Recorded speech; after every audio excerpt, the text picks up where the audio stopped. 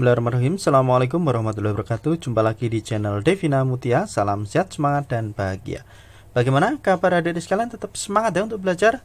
Dan pada kesempatan kali ini akan kita lanjutkan pembahasan soal-soal dari buku ISPS atau Erlangga Street Point Series untuk SD atau MI kelas 4 muatan pelajaran matematika. Kita masih di bab 9 ya adik-adik sekalian, tentang pengukuran sudut. Tepatnya kita sudah di latihan ulangan bab 9 paket 1.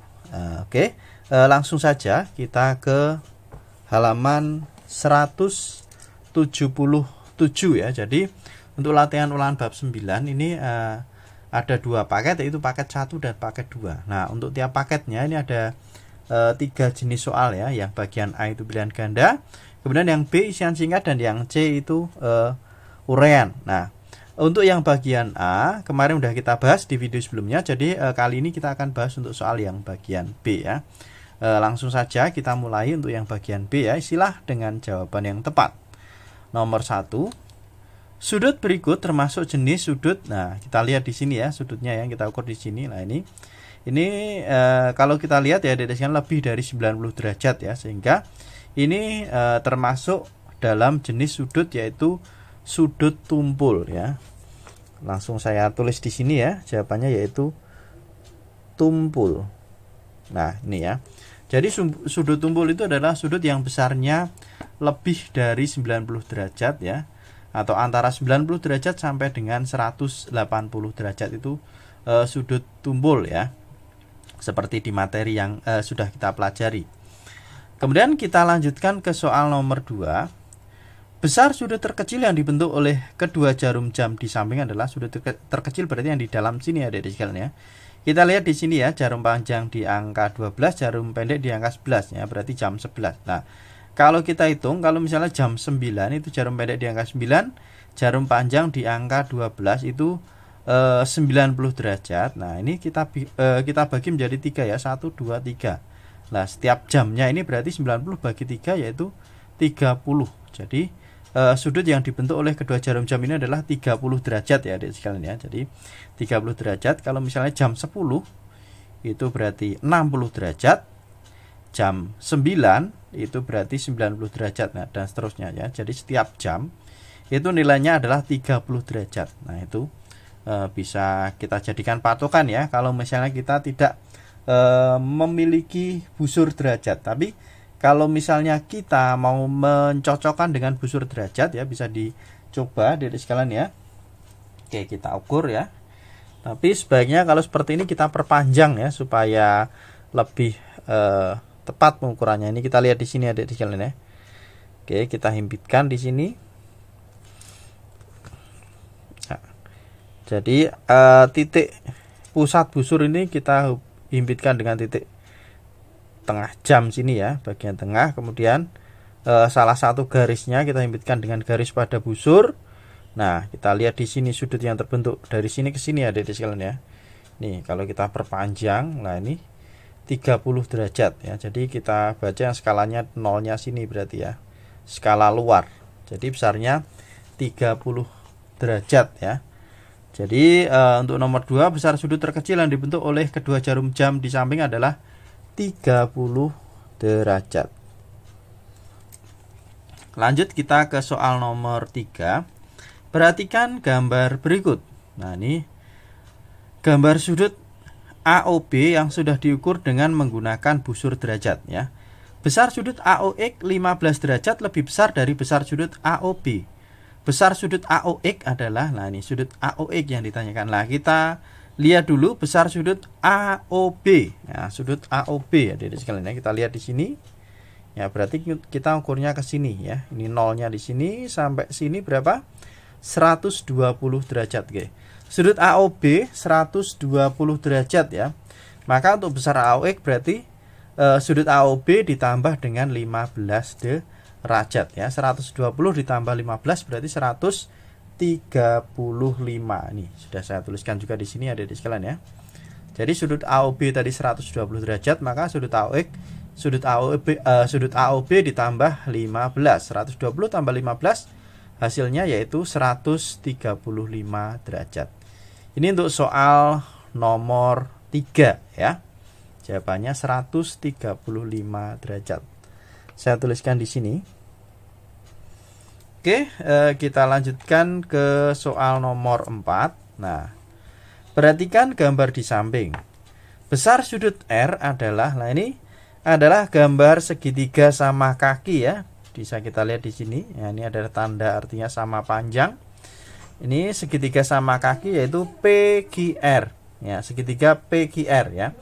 Dimana Q itu besar sudutnya adalah 70 derajat. Nah, kalau segitiga sama kaki ya, sudut yang bersebelahan di sini ya, di kedua kakinya itu besarnya sama, sehingga kalau di sini 70 derajat ya, sudut Q-nya 70 derajat, maka sudut P-nya juga 70 derajat. Nah, untuk mencari sudut R berarti total sudut pada segitiga dikurangi dengan sudut yang sudah diketahui, berarti 180 dikurangi dengan jumlah dua sudut yang ada di kakinya. Oke, kita lihat di sini ya, berarti untuk nomor 4 di sini sudah saya gambarkan adik di sini ya. Segitiga PQR ya, segitiga sama kaki di mana sudut Q-nya tadi 70 derajat. Nah, sudut P itu sama dengan sudut Q ya. Sama dengan 70 derajat. Maka besar sudut R itu adalah 180, ini jumlah sudut pada segitiga dikurangi dengan jumlah sudut yang sudah diketahui, yaitu sudut P ditambah dengan sudut Q ya, sama dengan 180 dikurangi sudut P-nya 70, sudut Q-nya 70 ya. 70 tambah 70 hasilnya 140. Jadi 180 dikurangi 140 hasilnya adalah 40 derajat. Jadi untuk nomor 4 jawabannya yaitu 40 derajat adik-adik sekalian ya. Langsung saja saya tuliskan di sini. Besar sudut R adalah 40 derajat. Oke, kita lanjutkan ke soal terakhir ya di bagian B, latihan ulangan bab 9 paket 1. Diketahui sebuah segi 4 KLMN ya, ini ada segi 4 KLMN ya, dengan besar sudut K sama dengan sudut M dan sudut L sama dengan sudut N.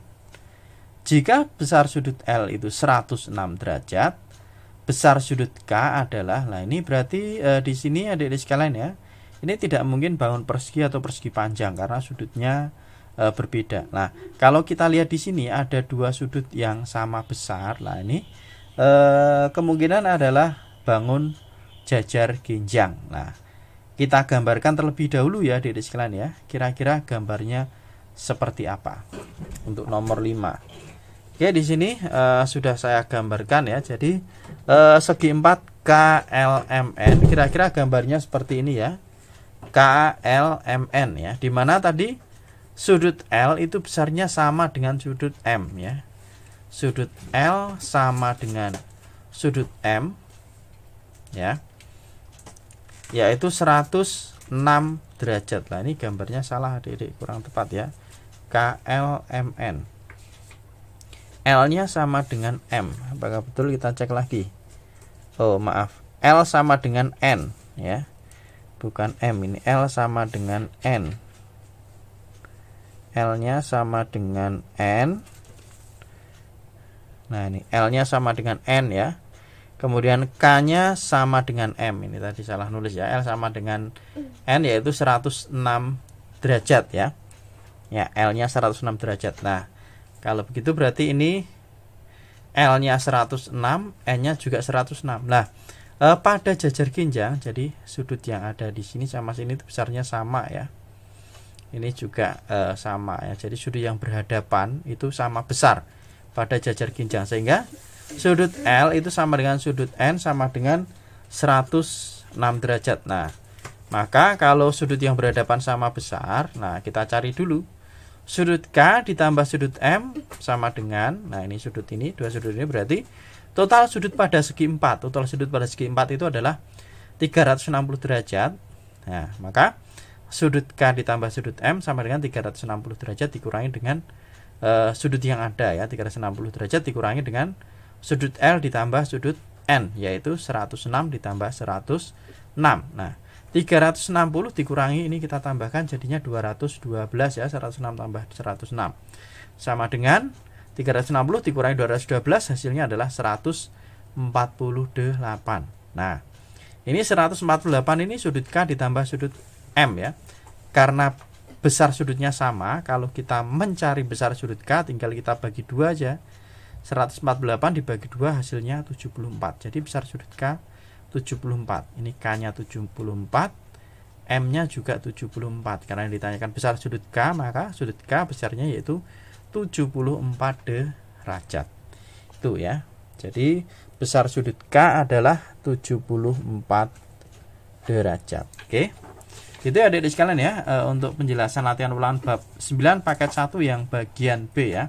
Untuk bagian C nanti akan kita bahas di video berikutnya ya. Terima kasih sudah belajar bersama, semoga bermanfaat dan mohon maaf apabila ada kekurangan. Saya akhiri. Wassalamualaikum warahmatullahi wabarakatuh.